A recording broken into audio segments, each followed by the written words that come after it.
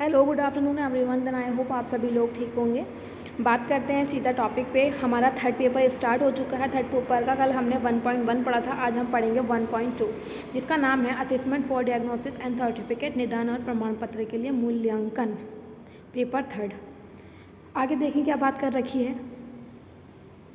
निदानिक आकलन एक ऐसा उपकरण है जो शिक्षक को पाठ शुरू होने से पहले किसी विषय के बारे में छात्र के ज्ञान को समझने में मदद करता है। क्या है एक आकलन? क्या है जो निदानिक आकलन है वो? क्या है डायग्नोसिस असेसमेंट? वो बच्चे को, एक शिक्षक को क्या करता है, एक हेल्प करता है किसी भी पाठ को शुरू होने से पहले कि उस विषय में, जो भी विषय हम पढ़ा रहे हैं, जिस विषय का हम पाठ पढ़ा रहे हैं, उसमें क्या है बच्चे को क्या, कितने, उस क्षेत्र में कितनी ज्ञान है, उसको क्या समझने में, उसकी एबिलिटी को, उस क्षेत्र की एबिलिटी को समझने में क्या करता है, मदद करता है किसकी, टीचर की, जिससे पाठ्यक्रम और शिक्षण गतिविधि को अनुकूलित करने के लिए एक निर्देश प्रदान करता है।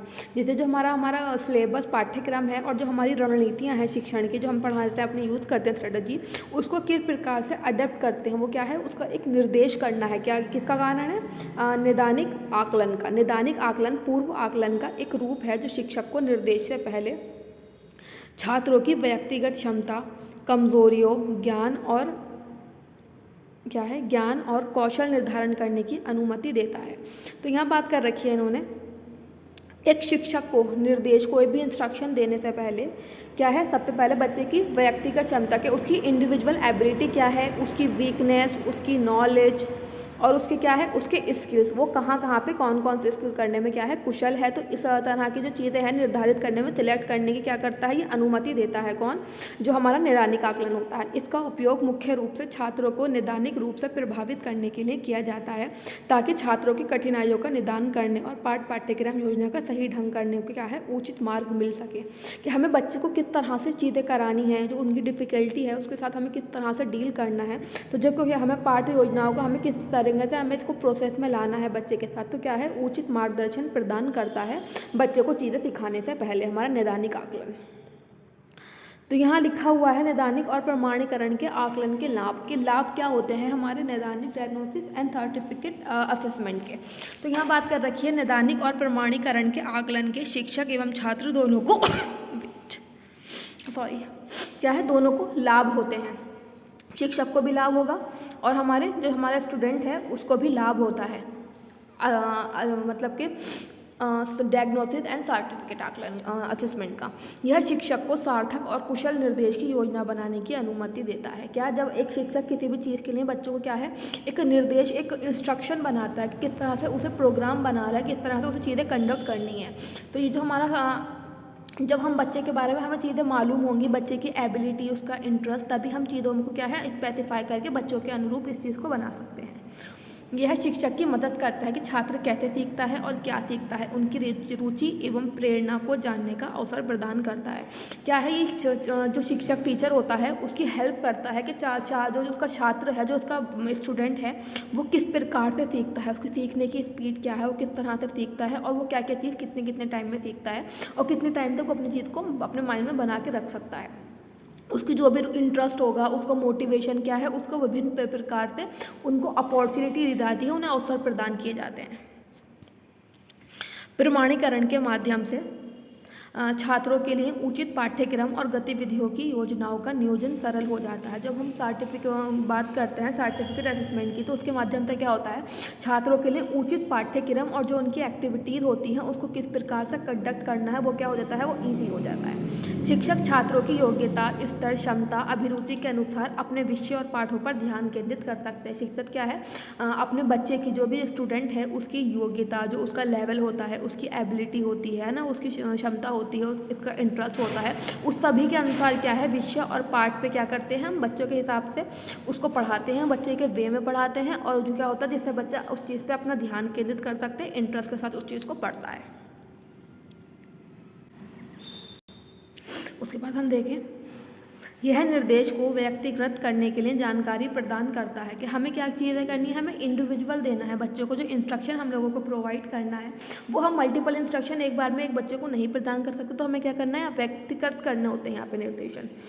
इसके माध्यम से ऐसी गतिविधियों को डिज़ाइन किया जा सकता है जो उस समय को स्वतंत्र छोटे समूह अध्ययन के माध्यम से उस विषय के मानक पाठ्यक्रम से परे जाने की अनुमति देता है।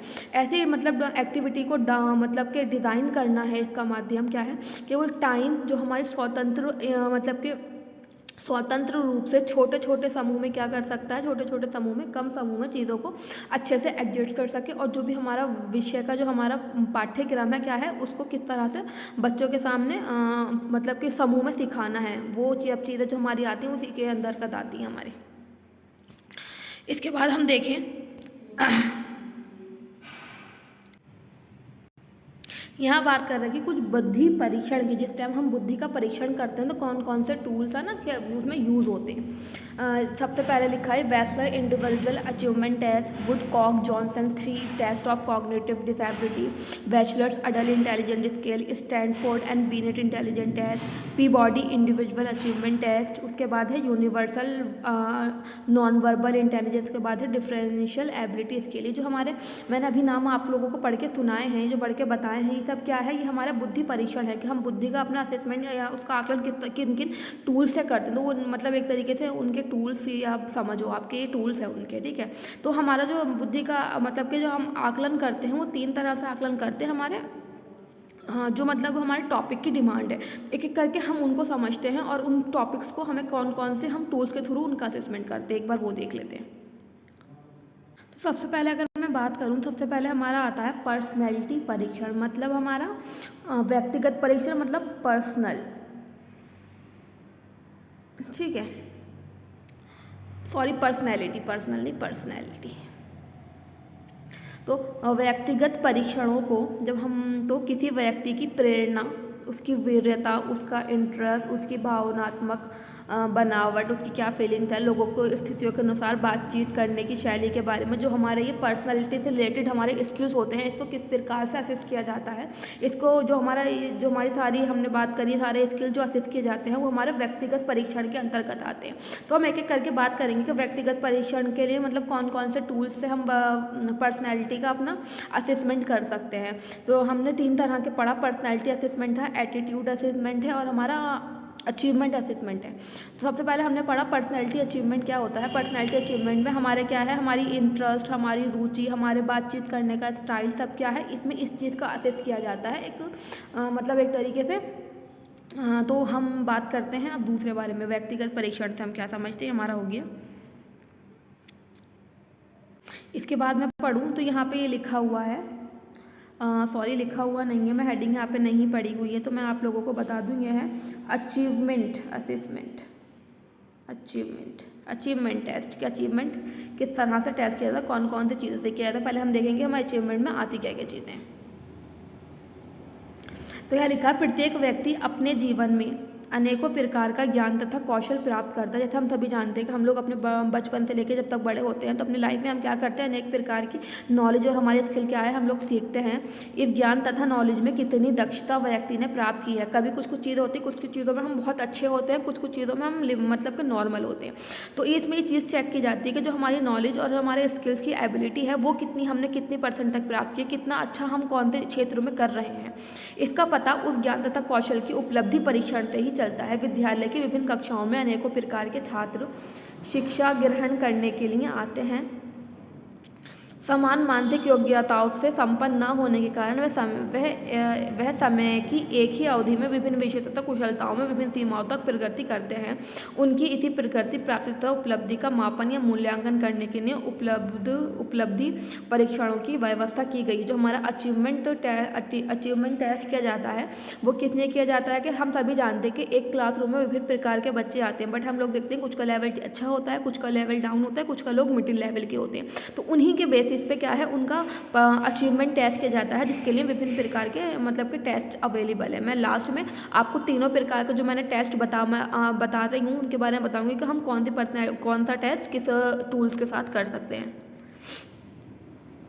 उसके बाद आता है आपका एटीट्यूड टेस्ट। एटीट्यूड टेस्ट क्या है पहले समझते हैं, फिर एटीट्यूड टेस्ट हम कौन सी चेकलिस्ट से करते हैं, फिर हम उसके बाद करते हैं।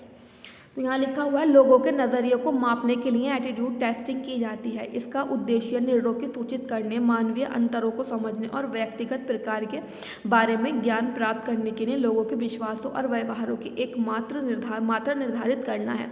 मनोवृत्ति परीक्षण प्रत्यक्ष या अप्रत्यक्ष रूप से किया जा सकता है। जो हमारा के व्यक्ति में किस प्रकार का एटीट्यूड है ना, उसका एक तरीके से मानवीय अंतरों को उसके समझना, उसके व्यक्तिगत उसके पर्सनैलिटी में किस प्रकार से लोगों के साथ क्या बिहेव करता है, उसका कौन सी कंडीशन में उसे किस प्रकार से प्रॉपर बिहेव करना है, इस तरह की जो हमारा मतलब के एटीट्यूड का जो असेसमेंट किया जाता है वो हमारा एटीट्यूड टेस्ट कहलाता है। अब हम देखेंगे कि हमने पढ़ा अभी पर्सनैलिटी टेस्ट पढ़ा हमने, उसके बाद अचीवमेंट टेस्ट पढ़ा, देन हमने अपने एटीट्यूड टेस्ट पढ़ा। अब इनको हम कौन कौन से टूल्स के थ्रू करते हैं वो हम टूल्स के बारे में जान लेते हैं एक बार।